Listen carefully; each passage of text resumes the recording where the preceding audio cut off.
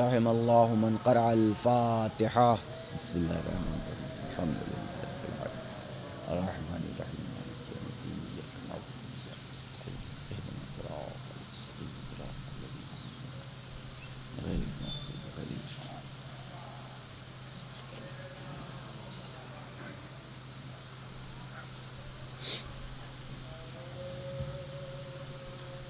اعوذ باللہ من الشیطان اللعین الرجیم لا حول ولا قوة الا باللہ العلی العظیم.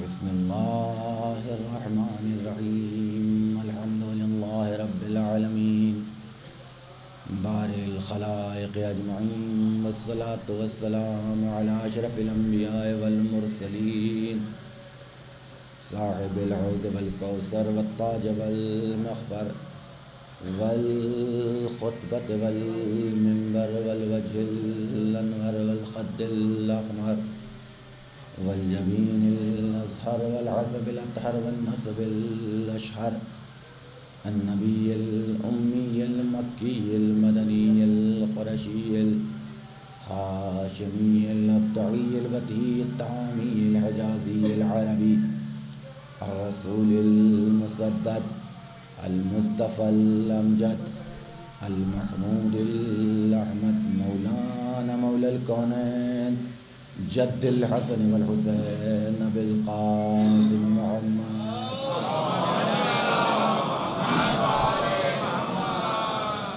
وآله الطيبين الطاهرين المعصومين الداعين إلى سبيل الله بالحکمت وبالموعظۃ الحسنہ قادت الامم اولیاء النعم معدن الرحمہ سیما بقیت اللہ العظم مولانا حجت ابن الحسن العسکری.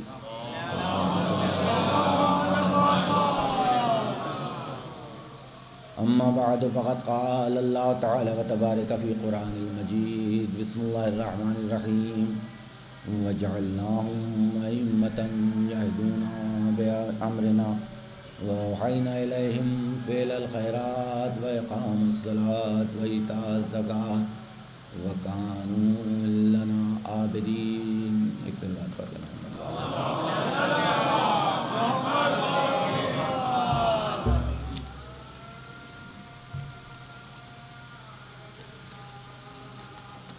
تیرہ محرم کو 7 بجے شام یہیں حسینی کوٹھی میں ایک مجلس رضا مقرر ہے کہ جسے انشاءاللہ بندہ ہی خطاب کرے گا.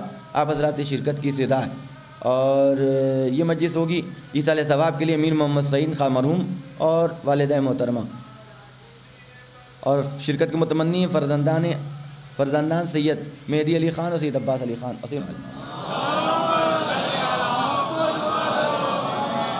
7-8 منٹ تو خالی اعلان میں لگ جاتا ہے. ایک صلوات پڑھ دے محمد وآل محمد کو.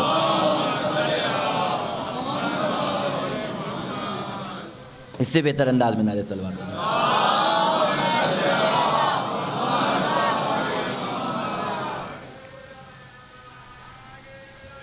کل کی گفتگو سے متصل ہوتے ہوئے آج اس آیت کے ذیل میں جو کچھ میرے معروضات ہیں انشاءاللہ اسے کوشش کی جائے گی کہ پایۂ تکمیل تک پہنچا دیا جائے. کہ ایک اہم ترین مسئلہ ہے کہ انسان اپنے لیے خود اپنا تعارف بنے اور اس بات کی کوشش کرے کہ اسے اپنی شخصیت سے پہچانا جائے، اپنے کردار سے جانا جائے.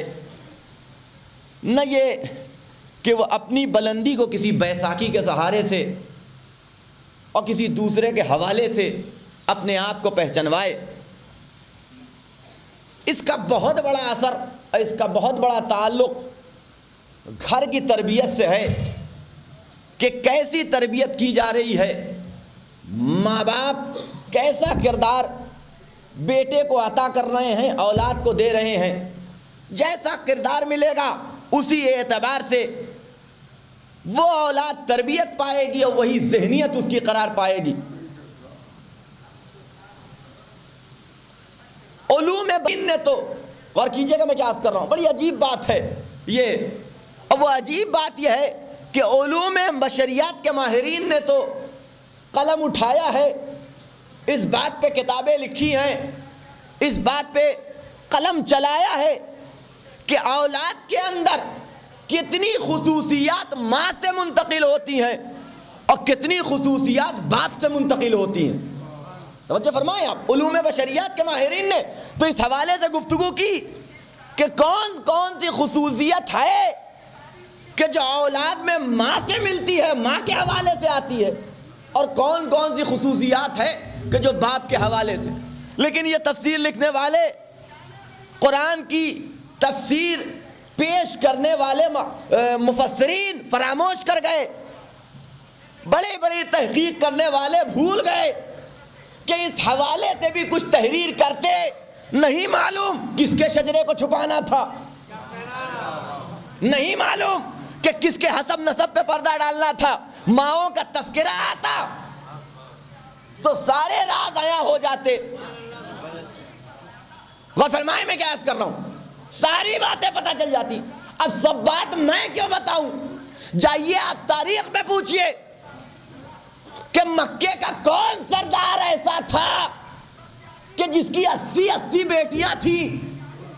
یہ جا کے آپ تاریخ سے پوچھئے، وہ بتائے گی کہ کون سردار تھا۔ 80 بیٹیاں سن کے بھی حیرانی ہوتی ہے، کوئی کام دھندہ تھا کہ نہیں تھا؟ 80 بیٹیاں، آپ تصور کریں کہ جس گھر میں یہ بیٹیاں گئی ہوں گی اس گھر کا کیا عالم ہوا ہوگا۔ مکے کا، عرب کا کوئی قبیلہ ایسا نہیں تھا کہ جہاں بیٹیاں نہ پہنچی ہوں، کہیں پہنچی، کہیں پہنچائی گئیں۔ غور کریں، اس وقت میں آپ کی سماعتوں پہ بھروسہ کر کے گفتگو کر رہا ہوں۔ ایک صلوات پڑھتے محمد و آل محمد۔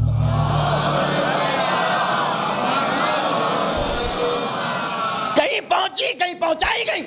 جہاں معاملہ پہنچی کا تھا وہاں اختیار ہے، خود دیکھ کے لائے، مزاج سے مزاج ملایا، فکر سے فکر ملایا، خیالات سے خیالات ٹکرائے، خاندان سے خاندان ملا، حسب سے حسب ملا، نسب سے مذہب ملا تو لے آئے، اور جہاں پہنچائی گئی وہاں اختیار نہیں ہے، بے بسی ہے۔ بے توجہ فرمائیے گا، وہاں اختیار نہیں ہے، بے بسی ہے۔ تو ایسے معاملات میں خدا یہ کرتا ہے، ٹھیک ہے تم بیٹیاں دیتے رہو، اولاد ہم نہیں دیں گے۔ ایک صلوات پڑھیں محمد و آل محمد پر۔ توجہ فرمائیے گا، پہنچائی گئی، پہنچی نہیں، پہنچائی گئی۔ توجہ رکھیے میں کیا عرض کر رہا ہوں،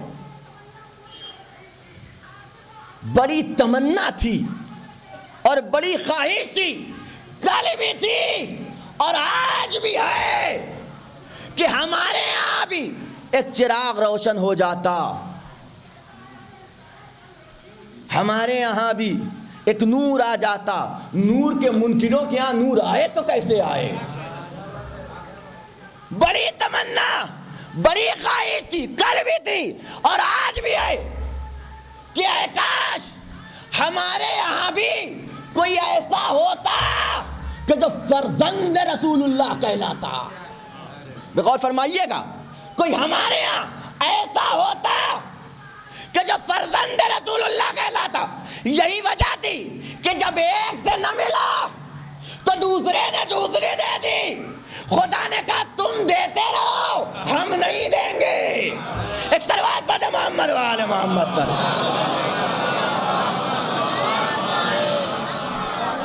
بڑی تمنا، بڑی خواہش، کوئی ہمارے ہاں ایسا ہوتا کہ جو فرزند رسول اللہ کہلاتا۔ فرزند رسول اللہ کہلانا کوئی معمولی بات نہیں ہے۔ اب سلام کیجئے ان ماؤں کو کہ جن کے بچے فرزند رسول اللہ کہلائے۔ غور کیجئے گا، دیکھیے ہم اور آپ کسی کو فرزند رسول اللہ، ابن رسول اللہ کہہ دیں تو یہ کوئی بڑی بات نہیں ہے، یہ معمولی سی بات ہے۔ لیکن معصوم اگر کسی کو ابن رسول اللہ کہہ دے، معصوم کی زبان سے اگر کسی کے لیے ابن رسول اللہ نکل جائے تو یہ چھوٹی بات نہیں ہے، بہت بڑی بات ہے۔ نبی کا بیٹا کہنا، وہ بھی معصوم کی زبان سے سند لینا، یہ صرف نسل اور حسب نسب کی سند نہیں ہے، بلکہ کردار کی سند ہے، رفتار و گفتار کی سند ہے۔ معصوم اسی وقت کسی کو ابن رسول اللہ کہے گا کہ جب نبی سے کردار مل جائے، رفتار مل جائے، گفتار مل جائے۔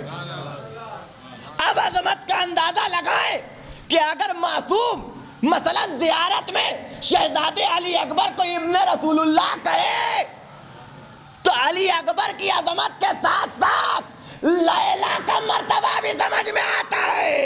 ایک صلوات پڑھ محمد و آل محمد پر۔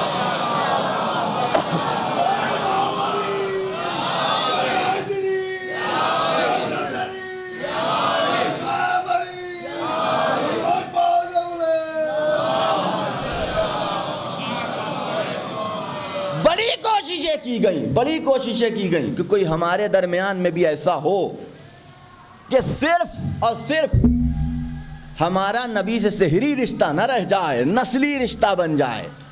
غور فرمائیے گا، لیکن اللہ نے آواز دی نہیں۔ ایک نبی کو کی بیوی کو ایک اولاد دیکھ کے ہم دیکھ چکے کہ وہ اس نبی کے لیے شرمندگی کا باعث بن گیا۔ غور فرمائیں آپ، اپنے اس محبوب نبی کے ساتھ یہ نہیں ہونے دوں گا۔ کردار دیکھوں گا، رفتار و گفتار دیکھوں گا، صرف نبی نہیں بلکہ جسے مظروف بناؤں گا اس کا کردار بھی دیکھوں گا۔ توجہ فرمائیے میں کیا عرض کر رہا ہوں۔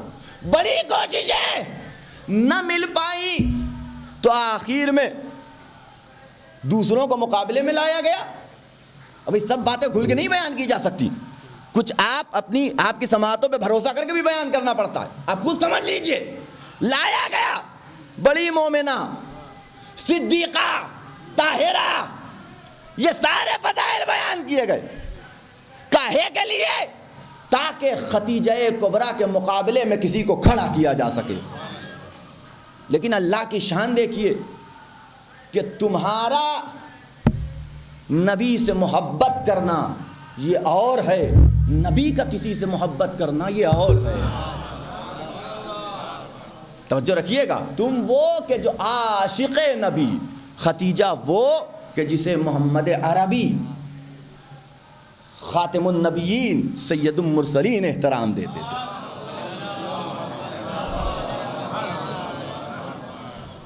اسلام چلا ہی ہے دو چیزوں سے۔ اسلام پہ اگر احسان ہے تو صرف دو شخصیتوں کا، اسلام کی ترقی، اسلام کی بلندی، یا ختیجہ کی دولت کے ذریعے سے یا ابو طالب کی طاقت کے ذریعے سے۔ ایک صلوات پڑھ محمد و آل محمد پر۔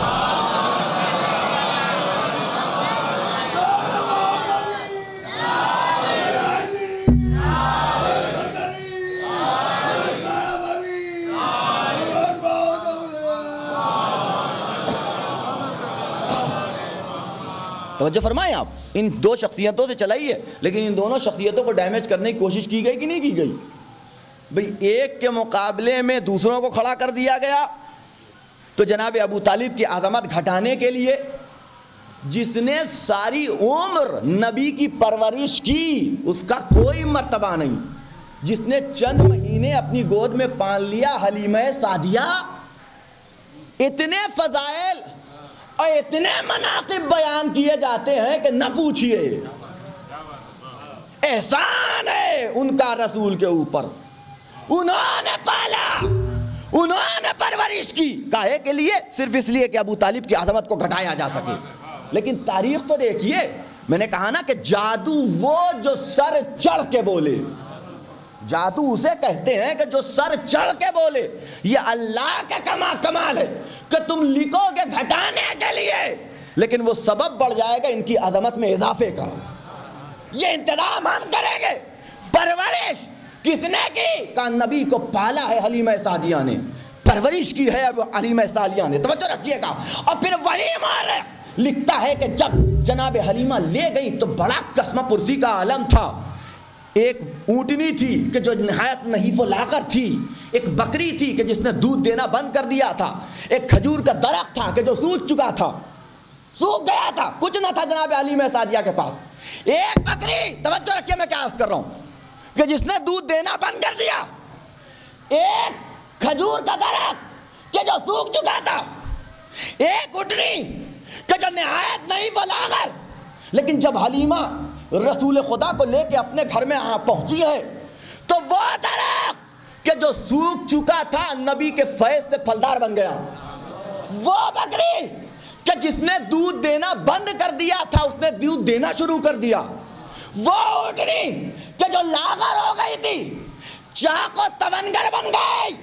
بھئی غور کیجئے گا، جب تک نبی نہیں پہنچا، میں کیا عرض کر رہا ہوں، غور کریں میں کیا عرض کر رہا ہوں، جب تک نبی نہیں پہنچا بکری دودھ نہیں دے رہی تھی، اونٹنی لاغر تھی، درخت میں پھل نہیں تھے، سوکھ چکا تھا۔ نبی کی یہ برکت کہ ادھر نبی جناب حلیمہ کے گھر میں پہنچا، اونٹنی تمنگر بن گئی، بکری دودھ دینے لگی، درخت پہ پھل لگ گیا۔ اب مسلمانوں ذرا انصاف کر کے بتاؤ، حلیمہ نے نبی کو پالا یا نبی نے حلیمہ کو پالا؟ ایک صلوات پڑھیں محمد و آل محمد پر۔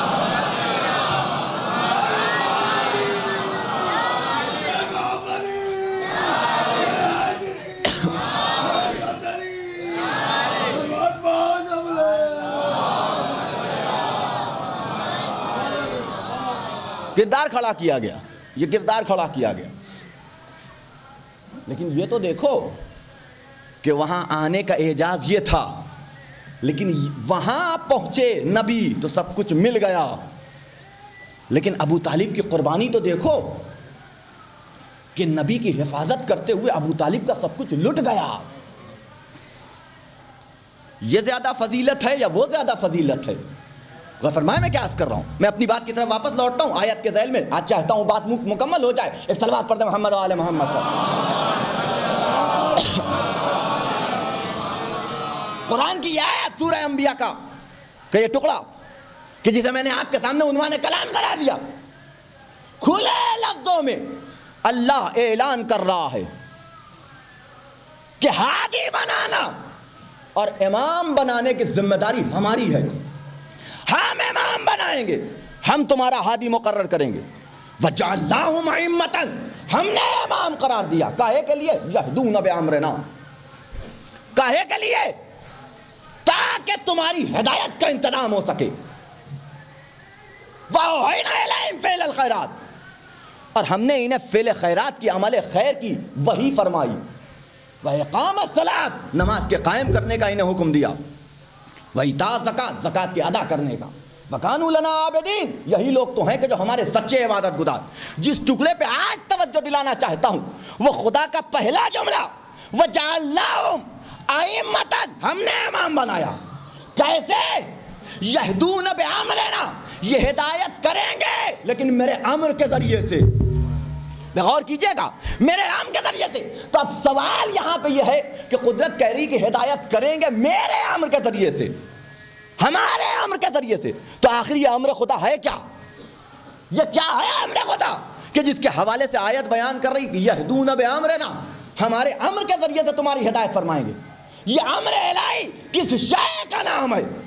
کا امر جاننا چاہتے ہو؟ القرآن یفسر بعضہ بعض، قرآن کی خصوصیت یہ کہ بعض آیتوں کی تفسیر بن جایا کرتی ہیں۔ تمہیں جاننا ہے امر کیا ہے تو خود قرآن سے پوچھو، قرآن بتائے گا۔ ہم نے قرآن کے سامنے ہاتھ جوڑ دیا، ذرا بتا تو صحیح کہ یہ امر کیا ہے۔ آواز دی، اذا اراد شیئا ان یکون لہ کن فیکون، ہمارا امر یہ ہے کہ ادھر ارادہ کیا اور ادھر شے عالم وجود میں آ گئی۔ غور کریں میں کیا عرض کر رہا ہوں، یہ ہے امر پروردگار۔ متعدد آیتیں کہ جن میں سے کچھ آیتیں آپ کی خدمت میں پیش کر دوں تاکہ بات پورے طریقے سے واضح ہو جائے۔ ہمارا امر یہ کہ ادھر ارادہ ادھر شے عالم وجود میں آ گئی۔ وما امرنا الا واحدۃ کلمح بالبصر، ہمارا امر کچھ نہیں ہے سوائے کہ اور وہ امر کا کام کیا؟ پلک جھپکتے ہی، پلک جھپکنے میں جو وقت لگتا ہے وہ اتنے میں شے عالم وجود میں آ جاتی ہے۔ واحدۃ، ایک ہے، دو نہیں ہے، اس لیے کہ دوسرے کی ضرورت وہاں پڑتی ہے کہ جہاں پہلا ناکام ہو جائے۔ توجہ فرمائے میں کیا عرض کر رہا ہوں، وما امرنا الا واحدۃ، ہمارا امر صرف ایک ہے، صرف ایک ہے۔ یہ دو آیتیں اور بھی آیتیں کہ جنہیں میں آپ کی خدمت میں پیش کر کے اپنی منزل پہ آنا چاہتا ہوں. ایک اور امر ہے جس کے بارے میں سوال کیا گیا, لیکن اسے یہاں رکھیے گا, میں انشاءاللہ اس سے کام ہے مجھے اس جملے سے. یسألونک عن الروح, نبی کے پاس آ کے سوال کر رہے تھے لوگ کہ یا نبی اللہ کہ یہ روح کیا ہے. دو چیزوں کا مرکب ہے ہماری ذات, ایک طرف روح ہے تو ایک طرف جسم ہے. تو جسم سمجھ میں آ گیا, ہاتھ پاؤں کان ناک آنکھ, یہ پورا ہمارا اعضاء و جوارے, اسے جسم کہا جاتا ہے. تو روح کیا ہے؟ نبی نے جواب دیا, اے نبی خدا نے آواز دی, اے نبی ان سے کہہ دو کہ روح کچھ نہیں ہے سوائے ہمارے امر کے. یعنی روح ہمارا امر. اب اس جملے کو یہی رکھیے گا اور یاد رکھیے گا اس آیت کو کہ سوال کرنے والوں نے روح کے بارے میں سوال کیا, خدا نے جواب امر کا دیا کہ روح کچھ نہیں ہے سوائے ہمارے امر کے. ہمارے امر کے. روح تو لوگوں کے لیے کچھ آسان تھا, یہ امر کہہ کے اور مشکل کر دیا. قدرت نے دیکھا کہ ان کی پریشانی بڑھ رہی ہے تو ٹھہرا دی کہ کیوں زبردستی اپنے ذہن پہ زور دیتے ہو. وما اوتیتم الا قلیلا من العلم الا قلیلا, ہم نے تمہیں علم بھی دیا تو تھوڑا سا دیا ہے.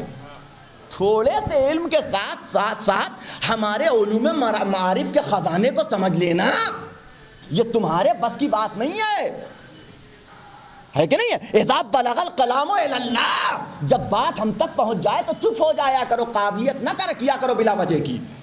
بات ہم تک پہنچ جائے خاموش ہو جاؤ, یہ کیسے تو وہ کیسے تو ایسے کیسے ہو گیا تو ویسے کیسے ہو گیا. توجہ رکھیے گا, جب یہ دنیا کہ جو مختصر سی ہے اسے پورے طریقے سے تم نہ سمجھ سکے تو ہمارا یہ دین کہ جس کی عظمت کے لیے مجھے, جس کو پہچانوانے کے لیے 1,24,000 نبیوں کو بھیجنا پڑا, اس کی حدوں کو تم کیسے معلوم کر سکتے ہو. ایک صلوات پڑھ دو محمد وآل محمد پر. ہم نے تمہیں علم دیا ہے تو بڑا تھوڑا دیا ہے. تو دو آیتیں کہ جہاں امر کے بارے میں بیان کیا جا رہا, 3 آیتیں میں نے پیش کی. اذا اراد شیئا ان یکون له کن فکن, ہمارا امر یہ کہ ادھر ارادہ کیا شیء عالم وجود میں آ گئی. دوسری آیت وما امرنا الا واحدۃ, ہمارا امر کچھ نہیں سوائے ایک کے, پلک کا جھپکنا, بس جیسے کہ پلک جھپکتی ہے ویسے ہی یہ ہے ہمارا. تیسری آیت سوال کر رہے ہیں روح کے بارے میں, نبی جواب دے رہے ہیں امر کے ذریعے سے کہ ہمارا امر, روح ہمارا امر ہے. توجہ رکھیے گا. اب آ جائیے منزل کے اوپر, اب آ جائیے منزل کے اوپر. سوال ہے امر کے حوالے سے, قرآن امر کی توضیح دے رہا ہے. فلما جاء امرنا جعلنا عاليها سافلها وامطرنا عليها حجارة من سجيل. فلما جاء امرنا, جب ہمارا امر آیا, جناب لوط کی قوم کا واقعہ بیان کر رہا قرآن کہ جب ہمارا امر آیا تو ہوا کیا, جعلنا علیہا سافلہا, ہم نے زمین کے نچلے حصے کو اوپر کر دیا, اوپر کے حصے کو نیچے کر دیا.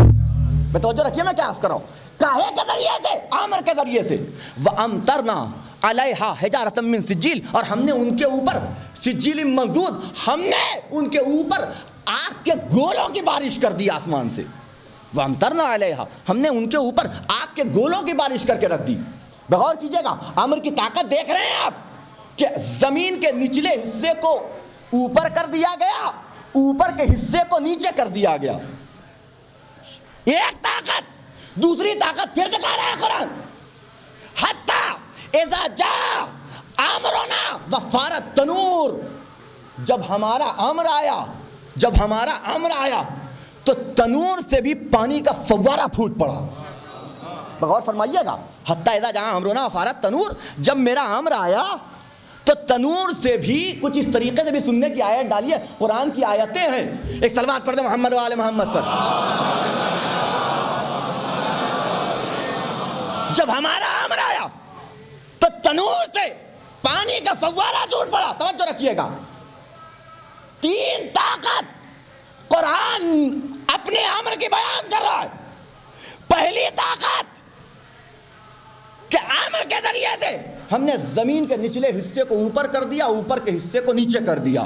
کس کی طاقت ہے یہ امر کی؟ کاہے کے اوپر؟ زمین کے اوپر. زمین کے اوپر. وَأَمْطَرْنَا عَلَيْهَا حجارۃ من سجیل، اور ہم نے بارش کی ان کے اوپر. کہاں سے بارش ہوتی ہے؟ آسمان سے. توجہ رکھیے گا، یہ کہے پہ حکومت اور کہے پہ طاقت ہے امر کی؟ آسمان کے اوپر. کہ آسمان سے، کہ جہاں سے پانی برستا ہے ہم نے ان کے اوپر آگ کے گولے کی بارش کر کے دکھا دیا. توجہ رکھیے گا، یہ آسمان پہ طاقت، کہے کی طاقت، امر کی طاقت. حتی اذا جاء امرنا وفارت تنور، جب ہمارا امر آیا تو پانی کا تنور سے فوارہ پھوٹ پڑا. فارت تنور، کہے پہ طاقت، فوارے پہ، زمین پہ طاقت، ہوا پہ طاقت. توجہ رکھیے گا، پانی پہ اختیار. کائنات کا کوئی بھی ملک ہو، تین ہی طرح کی فوجیں ہوتی ہیں، جل، تھل، وایو. غور کریں میں کیا عرض کر رہا ہوں. کائنات کا کوئی بھی ملک ہو، تین طرح کی، یا زمینی فوج ہوتی ہے، یا ہوائی فوج ہوتی ہے، یا پانی کی فوج. توجہ رکھیے گا، یہ تین فوجیں ہوتی ہیں کہ دشمن حملہ کر سکتا ہے تو یا زمین سے حملہ کرے گا، یا آسمان سے حملہ کرے گا، یا پانی سے حملہ. تینوں حدوں کو انسان، ملک اپنی فوجوں سے پر کر دیتا ہے کہ کوئی دشمن حملہ نہ کرنے پائے. اللہ آواز دے رہا ہے، اگر ہمارے دشمن تین طرح کی فوج لے کے آئیں گے تو ہمارے پاس بھی تین طرح کی فوجیں ہیں. آسمان سے، زمین سے. توجہ، یہ کس کی طاقت ہے؟ امر خدا کی. اور امر خدا کوئی ایسا بیچارہ لاؤبالی نہیں ہے، بلکہ صاحب امر کے ساتھ ہے. غور کریں میں کیا عرض کر رہا ہوں. ایک صلوات پڑھیں محمد و آل محمد پر. غور فرمائیے گا، صاحب امر، یعنی صاحب امر کی طاقت یہ ہے کہ زمین پہ بھی اختیار، آسمان پہ بھی اختیار، پانی پہ بھی اختیار. یعنی اس کے پاس زمینی فوج بھی موجود، آسمانی فوج بھی موجود، ہوائی فوج بھی موجود، پانی کی فوج بھی موجود. اب سوال نہ کرنا کہ جب آخری امام آئے گا تو دنیا سے لڑے گا کیسے. ایک صلوات پڑھیں محمد و آل محمد پر.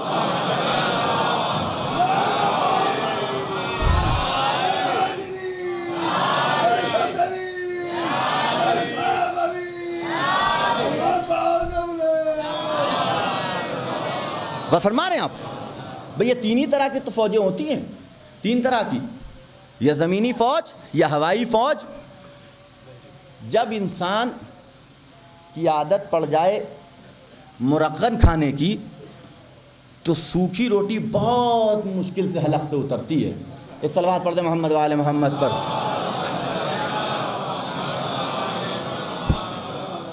غور فرمائیں آپ.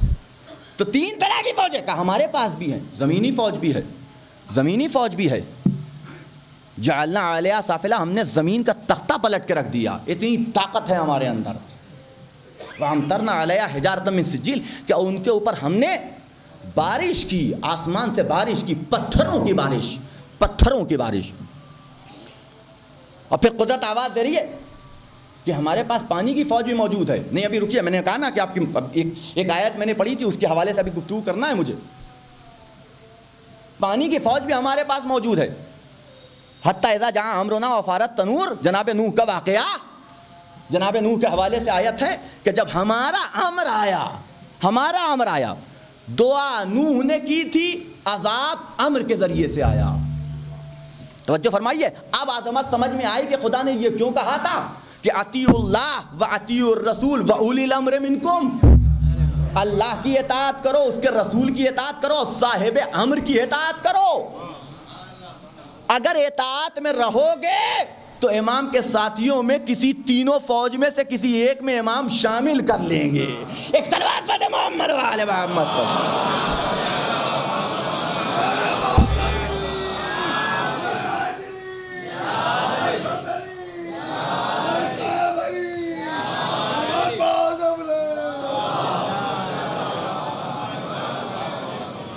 دو تین چھوٹی چھوٹی باتیں اور پھر میری گفتگو ختم ہو جائے گی انشاءاللہ. کل تفصیلی طور پہ گفتگو ہوگی کہ تین طرح کی طاقت، یہ آمر کی طاقت، لیکن ان آیتوں سے تو امر کی طاقت کا پتہ چلتا ہے، امر کی عظمت کا پتہ نہیں چلتا۔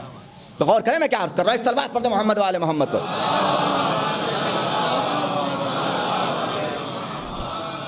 جو آیتیں میں نے آپ کے سامنے پیش کی، ان آیتوں سے امر کی طاقت کا پتہ چلتا ہے کہ طاقت کتنی ہے امر کے اندر۔ انما الامر اذا اراد شیئا ان یکون له کن فیکون، یہ طاقت کا پتہ چل رہا ہے کہ ہمارا امر یہ ہے کہ ادھر ارادہ کروں شے عالم وجود میں آ جائے، شے عالم وجود میں آ جائے۔ توجہ رکھیے گا، ہمارے امر کی طاقت یہ کلمہ بالبصر کہ تمہاری پلک جھپکنے میں کیٹیگری بھی اللہ امر کی بیان کر رہا ہے۔ یہ نہ سمجھنا کہ امر کی ایک کیٹیگری ہے، نہیں، الگ الگ ہے۔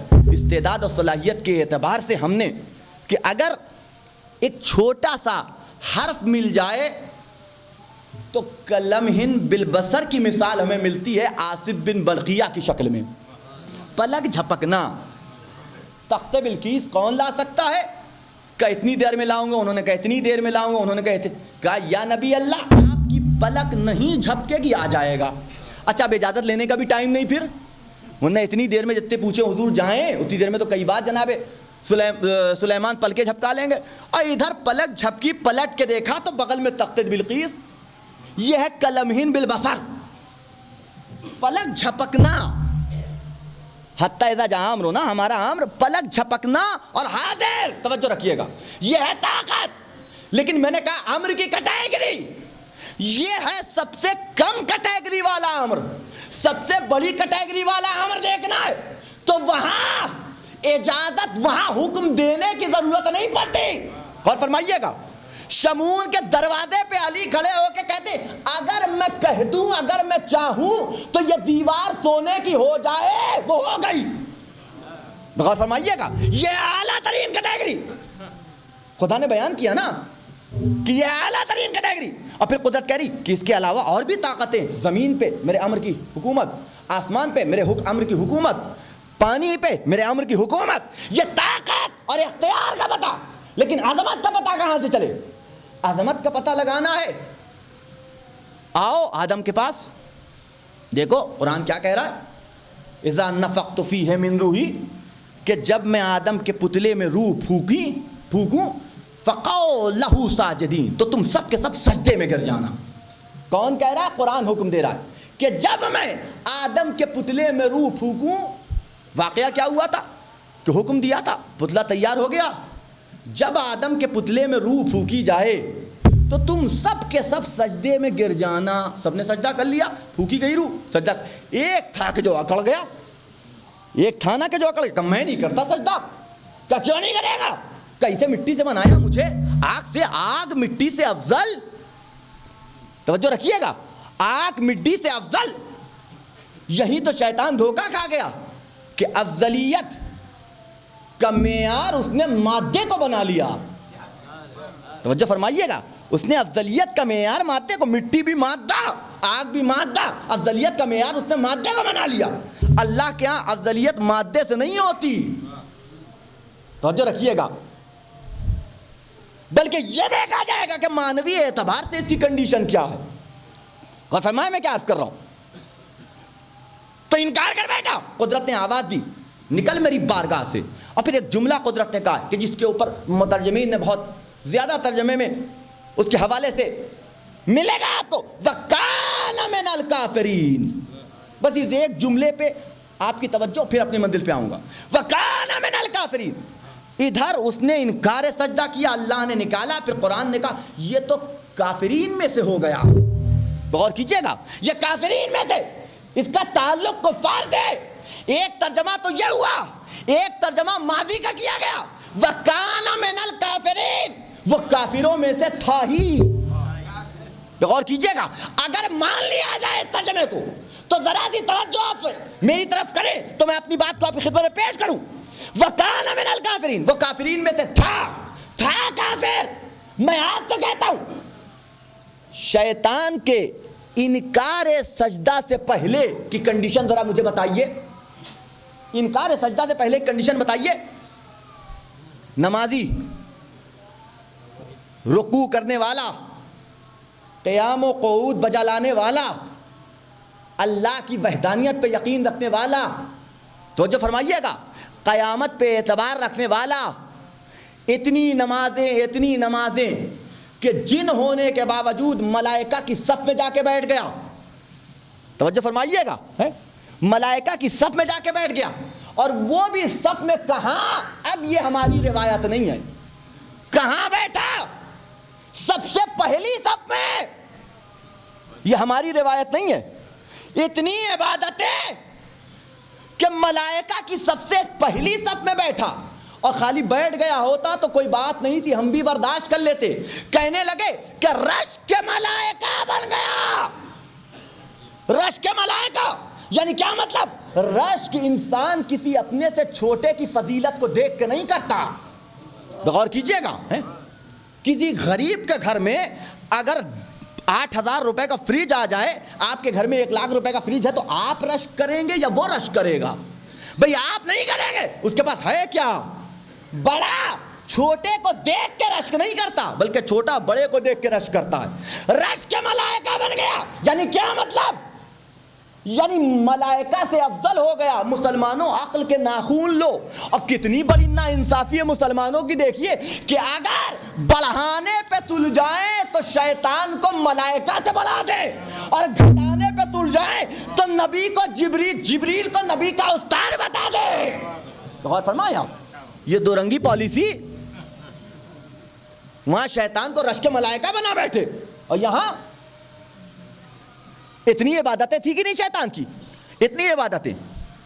قدرت جب تک فعل قبیح وجود میں نہ آ جائے سزا نہیں دیتی، سزا نہیں دیتی ہے کہ نہیں ہے؟ تب تک اس کے اوپر کوئی الزام نہیں لگتا۔ ہم نے چوری نہیں کی، چور نہیں کہا جا سکتا مجھے، ہے کہ نہیں ہے؟ ہم نے کوئی غلط عمل انجام نہیں دیا، ہمیں اس غلط فعل اور غلط عمل کی طرف نسبت نہیں دی جا سکتی۔ قدرت کہہ رہی ہے وَكَانَ مِنَ الْكَافِرِينَ، وہ کافرین میں سے تھا اگر ترجمہ مان لیا جائے۔ تو میرا آپ سے سوال ہے کہ آدم کے سجدے سے انکار سے پہلے کوئی ایک فعل قبیح شیطان کا دکھائیے۔ بھئی تھا شیطان پرانا کافر، کافروں میں سے تھا۔ کیسے کافروں میں سے تھا؟ تیرا کلمہ پڑھ رہا تھا، تیری نمازیں پڑھ رہا تھا، تیرے سامنے سجدہ کر رہا تھا، تیرا قیام و قعود بجا لا رہا تھا۔ کیسے کافروں میں سے تھا؟ کوئی ایک فعل کبھی نظر نہیں آتا۔ آپ کوئی غلط فعل، کوئی گناہ کا فعل آپ ہمیں شیطان سے نہیں دکھا سکتے، سوائے کہ اس کے دل میں پہلے سے تمنا خلافت پائی جاتی تھی۔ غور فرمایا، کوئی عمل اس کے علاوہ نہیں دکھا سکتے آپ کہ دل میں تمنا خلافت۔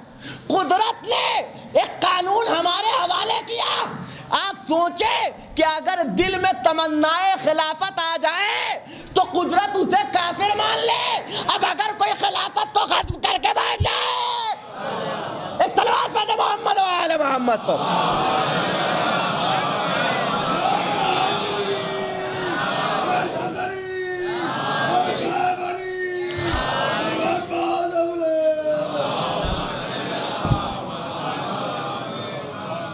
فرمایا وَكَانَ مِنَ الْكَافِرِينَ اِذَا نَفَخْتُ فِيهِ مِن رُوحِي، جب میری روح اس کے اندر آئے، فَقَالَ سَاجِدِينَ، تو گر جانا اس کے لیے سجدے میں، لہو اس کے لیے۔ جب میں آدم کے پتلے میں روح پھونکوں تو گر جانا اس کے لیے۔ سوال یہ ہو کی ضمیر کہاں جا رہی ہے؟ کس کے لیے سجدے میں گر جانا؟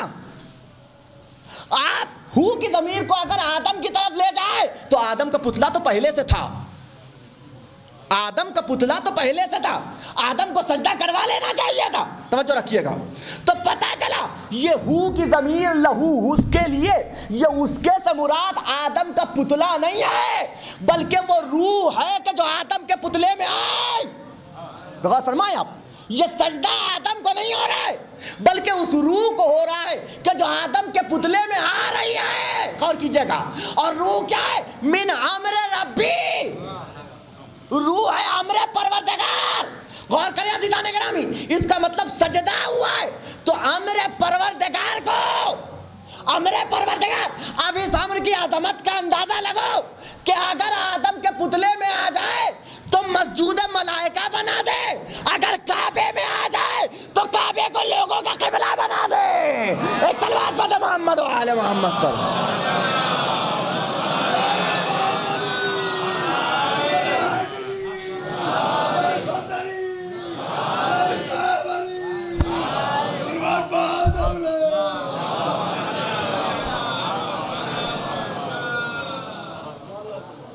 فرمائی آیتوں سے سنیے گا تو ایسی گفتگو ہوگی،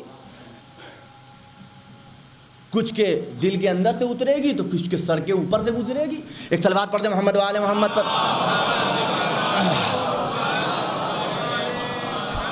غور فرما رہے ہیں یہ امر پروردگار کا سجدہ تھا، وہاں بھی پتلا تھا، یہاں بھی اینٹ اور گارے کی ایک گھر تھا، بس پہلے سے سجدہ نہیں ہو رہا تھا، وہاں آیا تو اتنا مرتبہ دے دیا آدم کے مٹی کے پتلے کو کہ ملائکہ کو سجدہ ریز ہونا پڑا۔ یہاں آ گیا تو اتنی عظمت دے دی، اتنی عظمت دے دی کہ بت کدے کو خدا کا گھر بنا دیا۔ اس صلوات پڑھ محمد و آل محمد پر۔ اس سے بہتر انداز میں حضرات نعرہ صلوات۔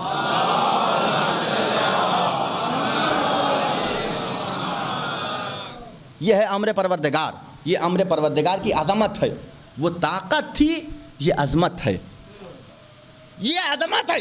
اور یہ امر پروردگار خدا ظرفیت دیکھ کے دیتا ہے، صلاحیتوں کو پہلے دیکھتا ہے، عہدے کو بعد میں منتقل کرتا ہے، دیکھ کے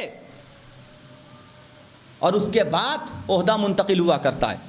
ایسے ہی کسی کو صاحب امر تھوڑی بنا دے گا، ہر ایرے غیرے کو صاحب امر بنا دینا، پہ غور کیجئے گا۔ ابھی اس حوالے سے ایک گفتگو اور رہ گئی، اسے انشاءاللہ عرض کروں گا کسی دن، اگر بات آ گئی گفتگو درمیان میں۔ نہیں دے سکتا کہ جس کے پاس ہمارا امر آ جائے گا وہ بلا وجہ کے کرتب دکھاتا ہوا نظر نہیں آئے گا، بلکہ اگر اس کا استعمال بھی ہوگا تو اللہ کی عظمت کو ظاہر کرنے کے لیے، اللہ کے وجود کو پہچانوانے کے لیے۔ ہمارے پاس عہدہ آ جائے، منصب آ جائے، اقتدار پہنچ جائے تو اپنے آفس کا کام کم ہوتا ہے، گھر کا کام زیادہ ہوتا ہے، ذاتی کام ہم زیادہ انجام دیتے ہیں۔ لیکن ان کا کمال ہے کہ اگر ان تک اللہ نے کسی عہدے کو منتقل کیا تو کبھی بھی انہوں نے کسی بھی اللہ کے عہدے کا، چاہے وہ دنیاوی ہو چاہے کوئی بھی ہو، استعمال اپنے ذاتی فائدے کے لیے نہیں کیا۔ جو چراغ کا استعمال نہ کرے، جو چراغ کا استعمال نہ کرے،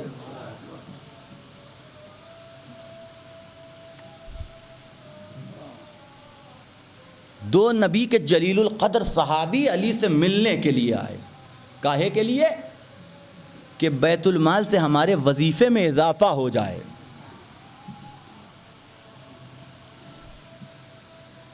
آئے، بیٹھ گئے، مولا حساب کر رہے تھے، حساب لکھ رہے تھے۔ لوگوں نے دیکھا عمار خدمت کر رہے ہیں، لوگوں نے دیکھا کہ ایک مرتبہ کام کرتے کرتے علی نے چراغ بجھا دیا اور ایک دوسرا چراغ روشن کیا۔ مولا سے پوچھنے کی تو جرات نہیں تھی، عمار سے پوچھا، عمار یہ کیا ہوا؟ کہا پہلے علی بیت المال کا کام کر رہے تھے، لہذا بیت المال کے پیسے سے خریدے ہوئے تیل کا چراغ جل رہا تھا۔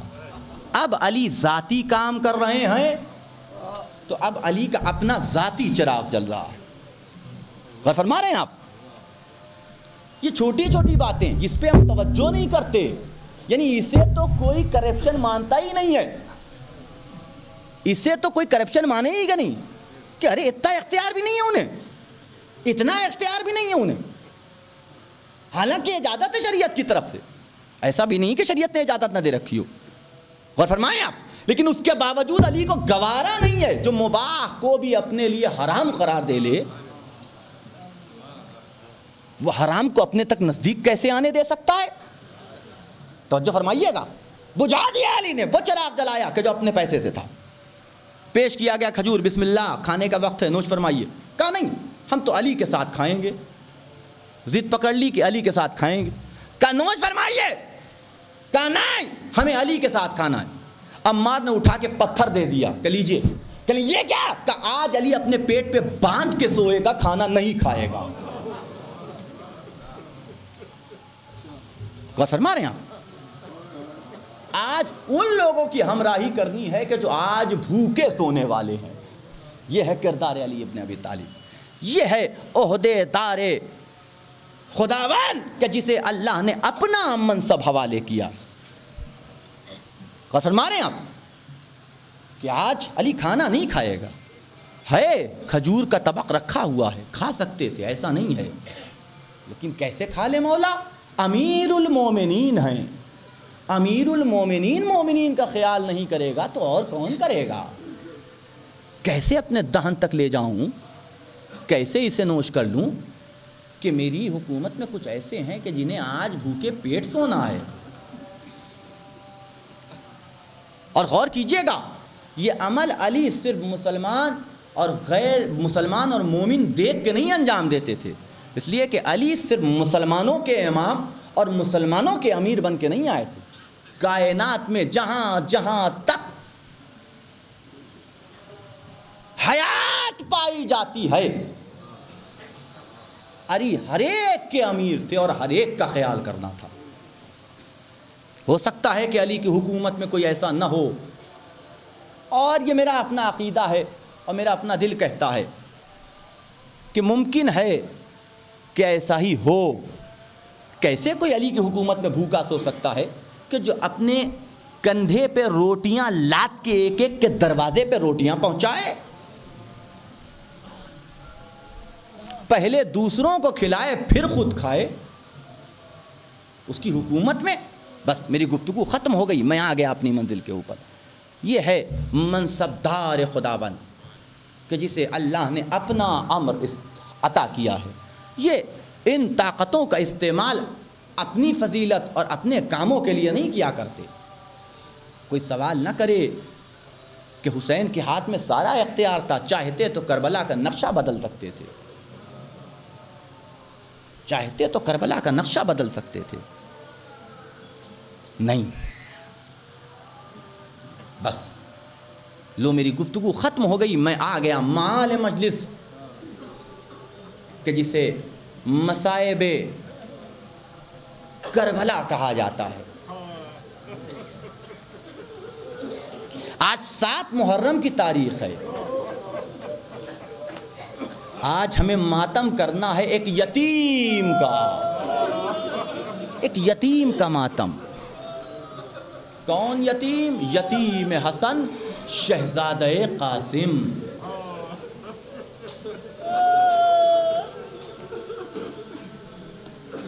'50 میں باپ کا انتقال ہوا، اس دنیا سے شہید ہو گیا باپ، اس دنیا سے چلا گیا.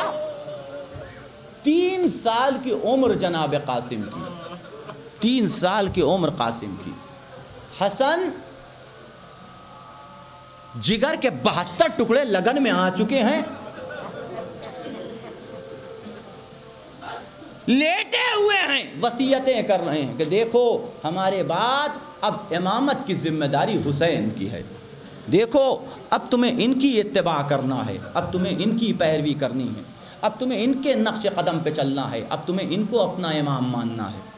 وصیت کر رہے ہیں. وصیت کر کے جب ختم ہوا، آواز دی، اے ام فروا میرے لال قاسم کو تو لے آؤ.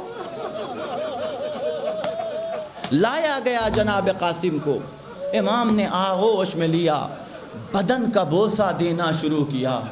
مجھے نہیں معلوم کہ یہ حسن کیا دیکھ رہے تھے کہ بے ساختہ اپنے بچے کو پیار کر رہے. شاید کربلا میں وہ منظر یاد آ گیا ہوگا کہ ادھر کے گھوڑے ادھر، ادھر کے گھوڑے ادھر، قاسم کا لاشا ٹکڑوں میں کربلا کی زمین پہ پڑا ہوا.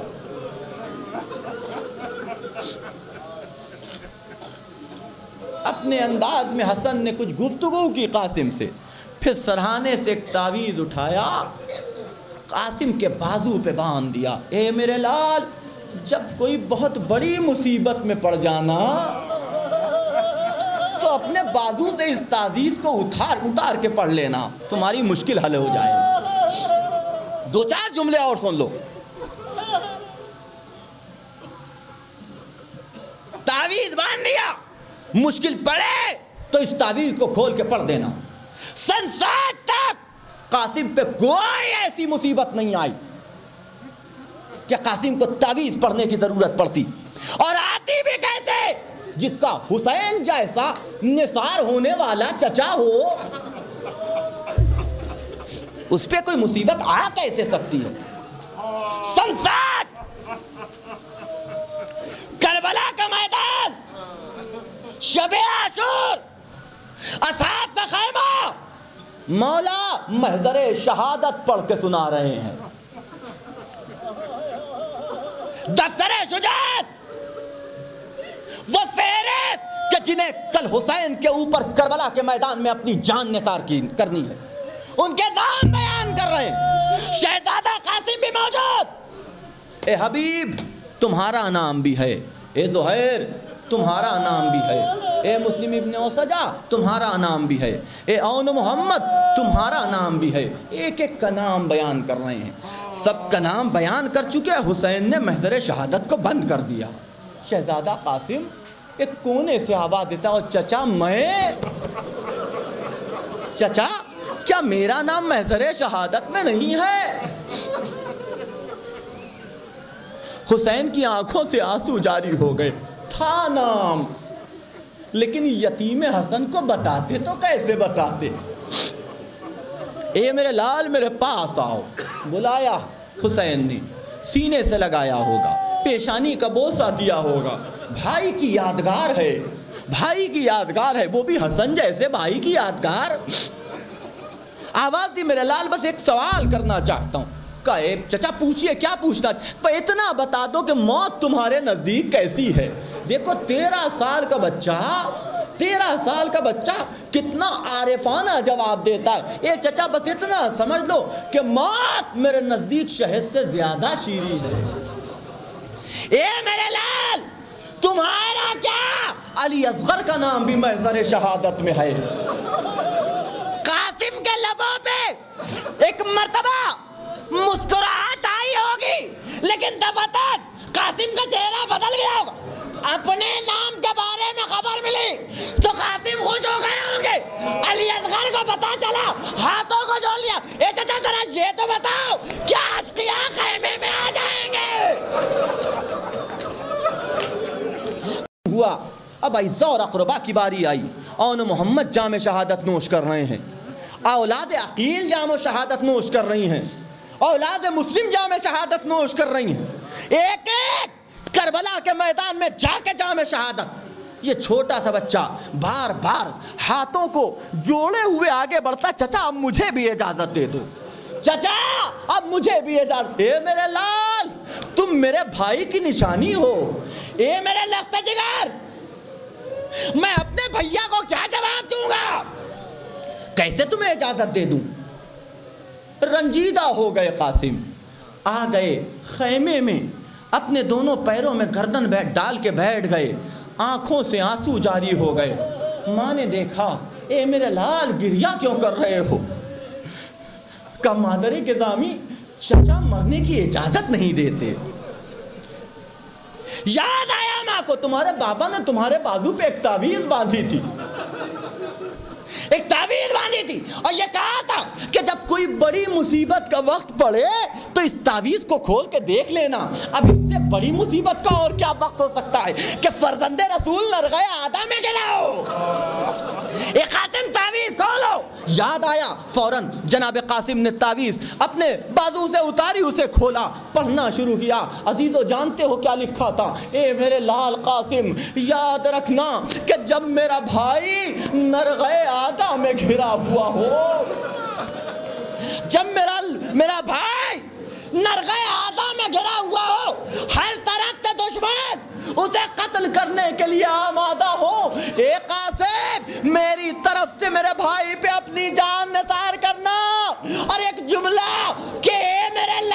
بار ہو سکتا ہے میرا بھائی تمہیں مرنے کی اجازت نہ دے، اتنی بار جانا،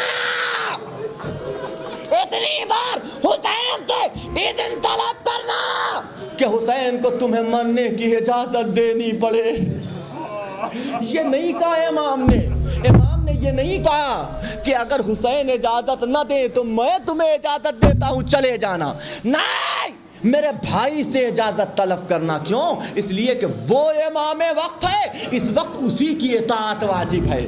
جب تک اجازت نہ ملے خوشی خوشی آئے، اے چچا اب تو آپ کو مرنے کی اجازت دینی پڑے گی، لیجئے میرے بابا کا ایک پیغام۔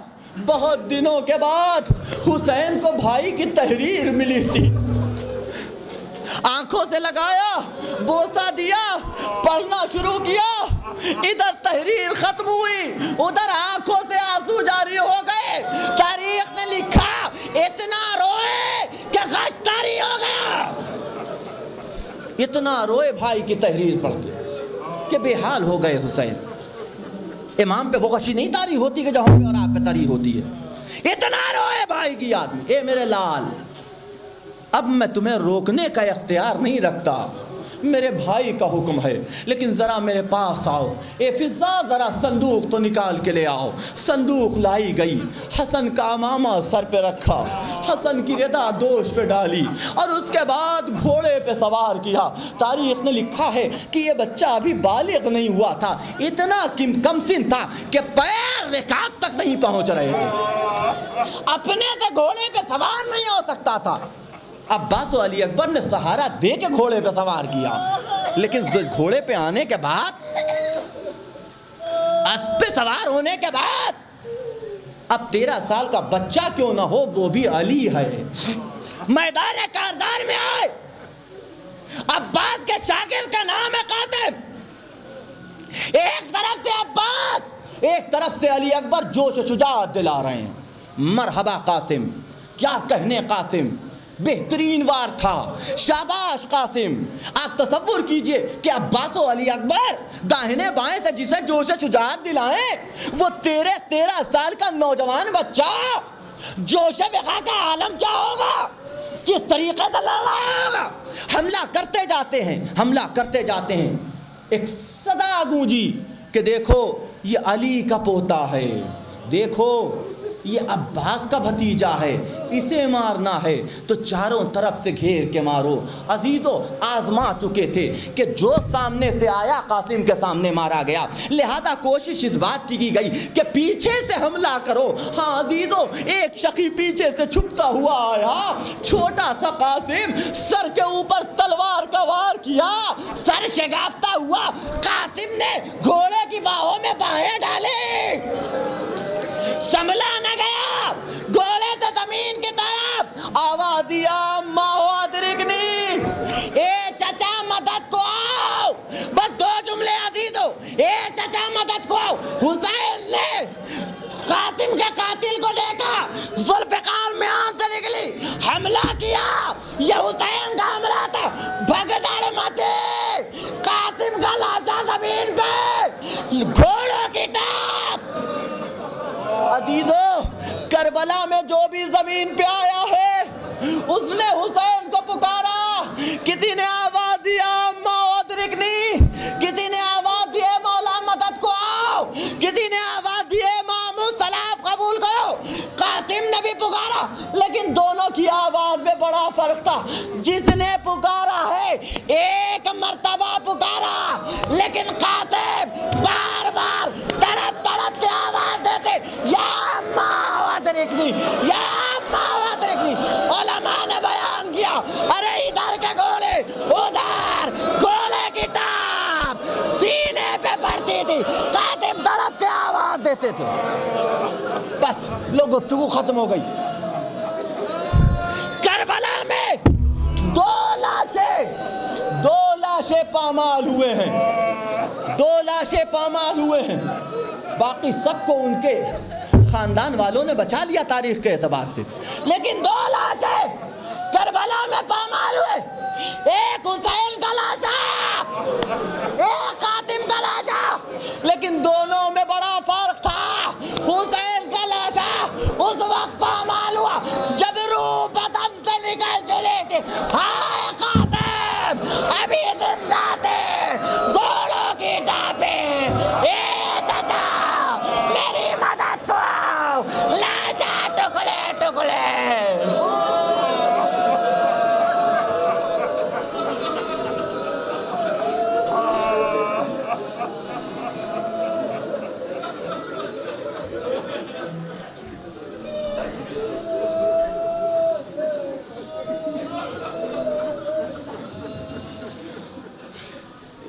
انا للہ و انا الیہ راجعون. فسيعلم الذين ظلموا أي منقلب ينقلبون. اللهم بحق محمد وأنت المحمود, وبحق علي وأنت الأعلى, وبحق فاطمة وأنت فاطر السماوات, وبحق الحسن وأنت المحسن, وبحق الحسين وأنت قديم الإحسان, وبحق أئمة التسعة الطاهرين من ذرية حسين عليه السلام. ربنا تقبل منا انك انت السميع العليم. ربنا آتنا في الدنيا حسنة وفي الآخرة حسنة وقنا عذاب النار. حضرات, 7 محرم ہے. عاشور سے ہم صرف 3 دن کے فاصلے پہ کھڑے ہوئے ہیں. ہمارا امام ہمارے عزا خانوں سے رخصت ہو جائے گا, یعنی مغفرت کے لیے, ہر طرح کی مشکلات سے دوری کے لیے اور اس کے حل کے لیے اب ہمارے پاس صرف 3 دن بچے ہیں. انہی 3 دنوں کے درمیان میں ہمیں اللہ سے اپنی مغفرت بھی طلب کرنی ہے, اپنے مردگان کو بخشوانا بھی ہے, اپنی مشکلات کا حل بھی ڈھونڈنا ہے. لہذا دعا کرتے رہیں, اپنے لیے بھی دعا کریں, دوسروں کے لیے بھی دعا کریں. ایک دعا سید مہدی حسین صاحب مریض ہیں, علیل ہیں, آپ حضرات سے انہوں نے شفا یابی کے لیے التماس کیا ہے کہ آپ حضرات دعا فرمائیں. دوسرے والد محترم وہ بھی کافی علیل ہیں, طبیعت خرابی ہے, اور یہ طبیعت خرابی عموماً محرم کے پہلے عشرے میں ہو جاتی ہے. اور ایک بات ان کی زبان پہ یہ جملہ رہتا ہے کہ جو میں نے بارہا سنا ہے کہ ذاکر حسین کو منبر سے دور کر دینا, یہ سب سے بڑی اذیت کی بات ہے. طبیعت بہت زیادہ خراب تھی, اتنی تھی کہ کھڑے نہیں ہو سکتے تھے, لیکن وعدہ لینے والا آیا, اسے نہیں معلوم تھا, وعدہ لے لیا. سانس کے مریض ہیں, پھیپھڑے تقریباً 90% خراب ہو چکے ہیں, لیکن اس کے باوجود 3 منزل اوپر چڑھ کے گئے اور مجلس پڑھ کے آئے. آپ حضرات سے ان کی صحت و سلامتی کے لیے دعا کی گزارش ہے کہ آپ حضرات ان کی صحت و سلامتی کے لیے دعا کریں کہ خداوند عالم انہیں شفائے کاملہ عطا فرمائے انشاءاللہ. السلام علیکم یا ابن فاطمۃ الزہراء سیدۃ النساء العالمین. السلام علیکم یا ابو الفضل عباس یا ابن امیر المومنین. السلام علیکم یا شہداء کربلا جمیعا ورحمۃ اللہ وبرکاتہ. السلام علیکم یا غریب الغرباء. السلام علیکم یا معین الضعفاء والفقراء. السلطان ابو الحسن علی ابن موسیٰ رضا ورحمۃ اللہ وبرکاتہ. السلام علیکم یا صاحب العصر والزمان علمان علمان علمان. السلام علیکم یا شریک القرآن خلیفۃ الرحمن امام الانسی والجان. اجل اللہ تعالی فرج وسہل اللہ تعالی مخرج وظہور ورحمۃ اللہ وبرکاتہ.